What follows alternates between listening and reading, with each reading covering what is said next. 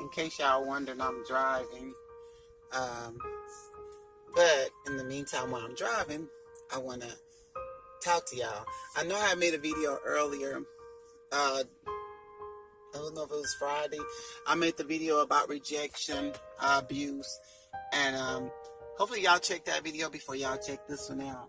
Now, first and foremost, I got my little hood on, and there's a reason why I have the hood on in the midst of making this video. It's hoods can be used for a lot of things. It can be used because it's cold. It could be used because you don't want anybody to see your hair. It could just be a cover up. A lot of times people hide from stuff. But what I want to talk to y'all about on today, D Squad, I think is very, very, very serious, guys. Thank you. It's very, very, very serious. And this little topic is about abuse. I want to talk to y'all about abuse. And I want y'all to know, yeah, he hit me. He hit me. And a lot of people probably saying, who hit you? Who hit you? You know, I first got my first abuse again when I was a child. I was 5 years old. A lot of stuff happened when I was 5. I can remember, I can remember those things. And I tell my mom all the time, I can remember the bad stuff, but I can't remember the good stuff. Okay? I don't know if that's a good or a bad thing, but I can remember everything bad that happened to me. And I survived it and I made it through it, but I went through a lot of pain. I went through hell. I'm not even going to lie to you. I went through. My first case of abuse was when I was in a place called U City for kids, somewhat like a foster home, but it's more like a big old facility where kids are held there that are CPS cases who have come from abused homes, who have come from neglect, negligence, abandonment. Well, I didn't come from that. I didn't come from that. My mom did not abandon me. My mom was sick. She was ill. My mother had cancer. We thought at that time my mother was dying, and my mother was trying to do what she thought was best for her children. But in reality of what she did not know was going to be a bad situation that took place. When I was in this foster home, when I was in U City, the group home that I was in, and I won't disclose their name, because I'm not trying to get a lawsuit or anything. But the reason I'm coming making this video is to explain to y'all my first part of abuse at the age of 5. I was supposed to go and take a pap smear at 5 years old, guys. But let me tell y'all something. The doctors, the dentists, all of them worked together with this place, with this group home. It was like a community within itself, for real. It was like a community within itself. And the thing that was so bad about it is that it was horrible. It was horrible. But what can you do at 5? What can you do? You can't do nothing. All you could do is do what you told to do. You can only do what you told to do. So anyway, they sent all of us girls on this bus. We rode a bus. That was our way of transportation. There was so many of us. And they sent us all to this facility to go and see if we had sexual transmitted diseases. And tell you the truth, some of the girls did that were older than me, but I was 5. And even if I had been, I guess it was to check because some of us had been molested or whatever the case may be. At that time, I had not suffered molestation just yet. But they wanted us to go. I'm 5 years old, and you want me to go to this doctor and allow this doctor to put this tool in me, and I'm 5 years old. No. So anyway, I went, didn't know no better, but I already knew I wasn't going to let it happen. I was not going to allow this doctor to do this. And so when we got to the doctor, and it was my turn to go get seen and my turn to change out of my clothes into the robe or the now mind you, we get pap smears today, ladies, and most of the time they have us just take down our lower part of our clothing, right? Right. That's all they're going to check is the lower part of your body. We had to come out of all our clothes. And at 5 years old, you don't understand what a pap smear is. And so at that time, me not understanding what a pap smear is, and I felt like this was going to hurt. And so I was like, no, and I cried, and I said, no, I'm not, I kept saying no. So they knew, she's not going to do it. We're not going to force her. Just report to them that she didn't do it, that she didn't take her pap smear. Now, all the other girls had their pap smear and all that.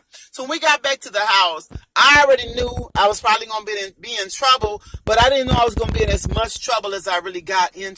I'm telling you, I did not know. So when we got back, we were sitting there eating dinner, and and the foster parent or the guardian or whatever you want to call them at the time asked the oldest. There was, we're all different ages and ranges, but in our facility it was all girls. So they asked everybody, did they get their pap smear? And somebody said, yeah, but Diana didn't.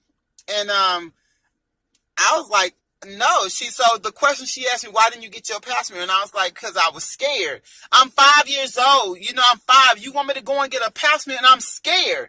So I told her, I said, no, I didn't. No, ma'am. That's what I said. No, ma'am. So she told the oldest girl to get up and to hold my hands, put my hands behind my back. And so they did that, and I was like, I was terrified. Mind you, we're at the dinner table, okay? So they made an example out of me. So they took my arms, they put my arms behind my back. I'm healed from this. I got to tell myself that I'm healed from this. And I have to talk about it because it's been years. So anyway, they put my hands behind my back, and they hit me. She slapped me so hard in my face that she knocked my teeth out. Now, she knocked 2 of my teeth out. And I was like, wow. She knocked 2 of my teeth out. But thank God they were not my permanent teeth. People ask me, why do you have this here? I don't know. Maybe it was because of something that happened to me when I was younger. I don't know. I just accepted it as a part of my life, a part of my being. But she knocked my teeth out. I was bleeding everywhere. We're at the dinner table. She told me to get up from the dinner table, go and clean yourself up and go to your room. So I didn't even get to finish my supper. I couldn't finish it anyway. I was crying. I had nobody to turn to, nobody to cry to. But I had an auntie. God rest her soul. My dad's sister would come and check on me from time to time because she wasn't that far from me. And mind you, my mother was sick and not able at the time. The CPS would not allow my mom to come and see us. So anyway, when my aunt came and saw me, she took me outside and I would tell her exactly what had happened to me. And mind you, it was so bad. We was not getting good care. I had bugs in my hair. My auntie came to comb my hair. They didn't take care of me. They didn't know how to comb my hair.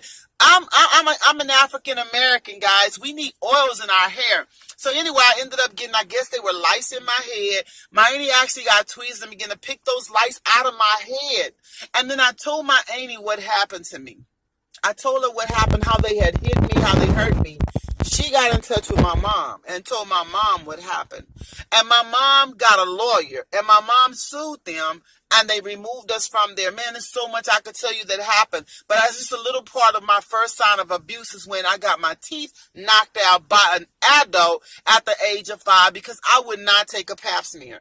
Because I would not. There's a lot of things I wasn't going to do that you wanted me to do. I was smart enough to say, no, I'm not going to do that. No, because I felt that it was wrong. I felt it was wrong. And when I say the doctors work with them, the dentists work with them, guys. I even went to the dentist. I got in trouble for this too. I went to the dentist. They had me go to the dentist. We had to do physicals. We had to go get dentals. We had to go get our eyes checked. It was part of the program in order for them to continually be funded. Okay? It was in order for them to continue to be funded. And when I went to the dentist, now check this out. I went to the dentist and I'm going to get my teeth checked. The dentist told me to go in the room and to remove all my clothing. Okay, now remember, mind you, I'm 5, still 5 years old. And I went in the dentist and I was so scared. Why am I taking off my clothes and you're checking my teeth? Why am I taking off my clothes? But I did what the dentist told me to do. I did what he told me to do. And because I didn't want to get in trouble again. So mind you, he was like, he was telling me to come here. And I was like, no, I kept telling him, no, I don't want to. I'm scared. I don't want to. I want to put my clothes back on. And so finally, he knew I wasn't going to give in. He told me to get dressed. He called the facility, told them to come and pick me up because I wasn't cooperating. So I reached out to somebody I just reached out to somebody who wasn't on their side. And this person, I can tell you her name if I try, but she listened to me and I told her what happened. And she reported that dentist. And this had happened to numerous girls. So eventually the police were involved. This dentist was taken to jail. The facility was closed down. Guys, this was horrible for a 5-year-old to go through so much abuse. Was horrible. It was horrible. But these were my first signs of going through abusive being abused at the age of 5. That's just horrible, So I say this and I make this video as a way to know that, don't you ever think that if you can't help it, I understand. But let me tell you, all these facilities, all these names on these facilities does not mean they're there to help your children. I didn't open up to nobody. I trusted my aunt. So I told her what happened to me.